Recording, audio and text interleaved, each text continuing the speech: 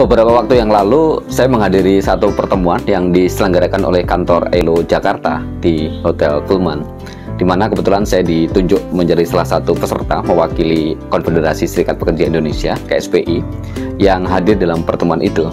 Pertemuan ini membahas terkait dengan evaluasi dari proyek ELO terkait dengan desain pekerjaan yang layak. Dan yang menarik, hadir dalam pertemuan itu para pimpinan dari konfederasi yang ada di Indonesia. Ada banyak hal yang dibahas dalam pertemuan itu, terutama adalah terkait dengan bagaimana mewujudkan pekerjaan yang layak. Ada dua sesi diskusi yang diselenggarakan. Yang pertama adalah diskusi di internal masing-masing konfederasi begitu. Kebetulan kami berempat yang hadir. Ada saya, kemudian ada Bung Iwan Kusmawan dari SPN, kemudian ada Bung Sofyan.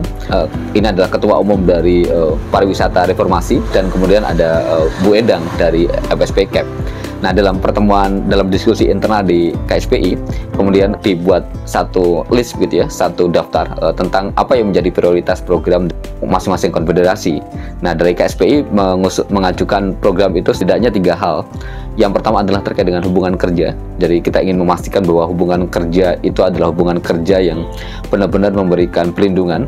Kita menyoroti terkait dengan fleksibilitas di dunia kerja yang semakin terlihat nyata, misalnya terkait dengan buruh kontrak, outsourcing, bahkan juga terkait dengan pemagangan. Nanti di bagian akhir saya juga akan bahas sepintas terkait dengan pemagangan. Yang kedua yang kami soroti atau menjadi program konsen kami adalah terkait dengan kepastian adanya pendapatan, di mana daya beli buruh yang semakin turun, kenaikan upah yang tidak lagi bisa memenuhi kebutuhan hidup, dan terutama tadi banyaknya pekerjaan yang dari sektor formal kemudian bergeser ke sektor informal, yang itu kemudian berdampak pada pendapatan para pekerja, terutama adalah pekerja yang berada di sektor informal itu.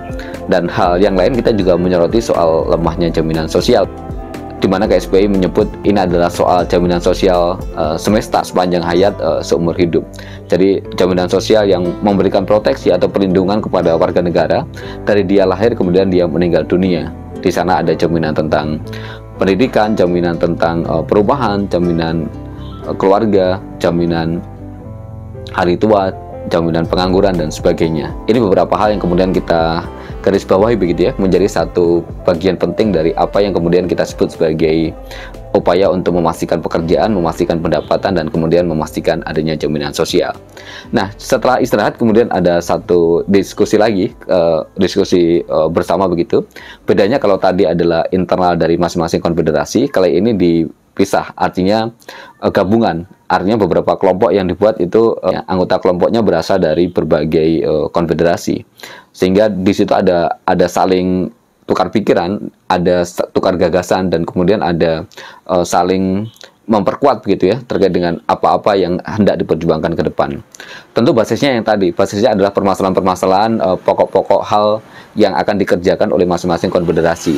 Tapi karena ini kemudian disatukan dalam berbagai konfederasi, lintas konfederasi, akhirnya permasalahan-permasalahan itu kemudian diramu begitu untuk menjadi satu kerja kolektif, satu kerja bersama, setidak-tidaknya menjadi dasar bersama begitu untuk melakukan upaya-upaya perbaikan di kemudian hari.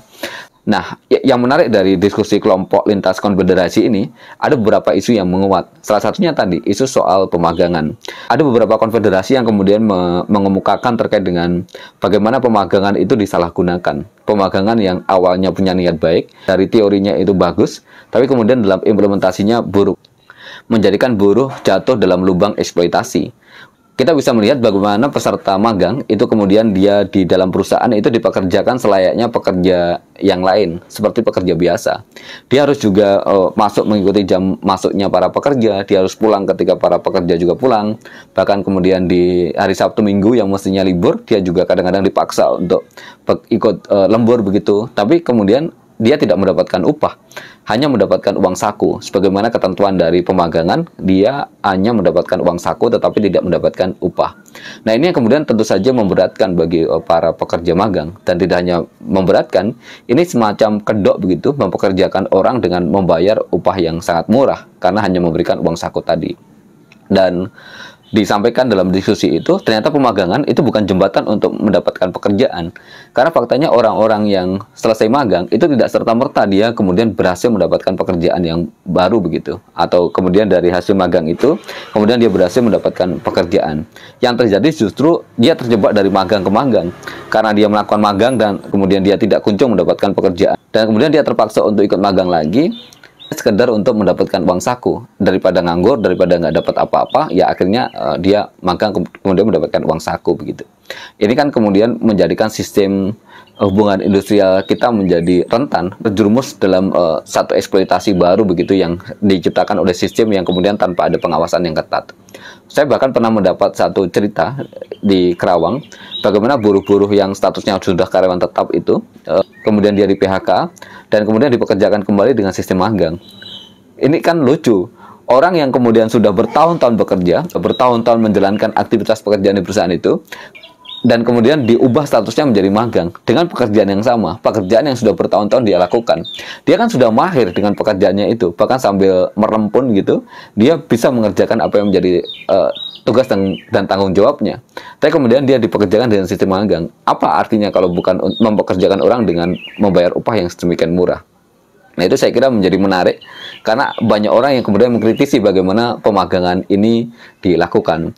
Dan KSP pun juga sejak awal menolak sistem pemagangan, pun itu dilabeli sebagai pemagangan berkualitas.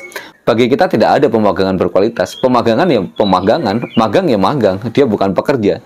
Dan kemudian ketika dia dimasukkan dalam dunia kerja, maka otomatis si peserta magang tadi bekerja tapi dengan tidak mendapatkan hak selayaknya yang didapatkan oleh para pekerja. Yang perlu dibenahi sebenarnya adalah sistem pendidikan kita begitu. Bagaimana sistem pendidikan kita mestinya disinkronkan sehingga orang-orang yang sudah lulus pendidikan, misalnya sudah tamat SMK atau tamat perguruan tinggi, maka dia sudah ada proses pemagangan di situ sehingga nggak perlu magang lagi. Dia sudah bertahun-tahun mengikuti pendidikan dan kemudian masih juga harus magang. Pendek kata, permasalahan terkait dengan hubungan kerja ini adalah permasalahan yang mengemuka dalam forum ini karena memang dengan hubungan kerja itu adalah pangkal dari semua permasalahan yang ada di dunia perburuhan. Dengan hubungan industrial yang semakin fleksibel, semakin mudah rekrut dan semakin mudah pecat, akhirnya membuat buruh banyak yang tidak berkutik gitu. Ketika dia minta naik gaji, kemudian ditakut-takuti akan diberhentikan. Ketika dia punya mimpi tentang masa depan tapi kemudian kontrak kerjanya pendek. Sehingga buruh yang mestinya dia punya pandangan panjang hingga bekerja di tempat itu sampai dengan masa pensiun tiba, tapi kemudian ingatan tentang kerja hanya pendek karena dari sebatas kontrak ke kontrak. Apalagi dengan Undang-Undang Cipta Kerja yang memberikan ruang bagi perusahaan untuk melakukan kontrak berulang kali. Kalau dulu kan dibatasi, kontrak itu hanya diperpanjang 1 kali dan kemudian hanya bisa diperbarui 1 kali, tapi dalam Undang-Undang Cipta Kerja itu bisa dikontrak berulang kali. Akhirnya sepanjang kontrak itulah ingatan buruh terkait dengan dirinya, terkait dengan keberadaannya. Dia sulit untuk membayangkan bisa bekerja hingga masa pensiun tiba.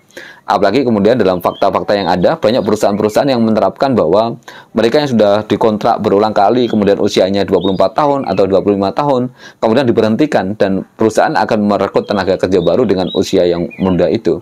Akhirnya mereka yang sudah lewat 25 tahun kesulitan untuk bisa masuk dalam dunia kerja.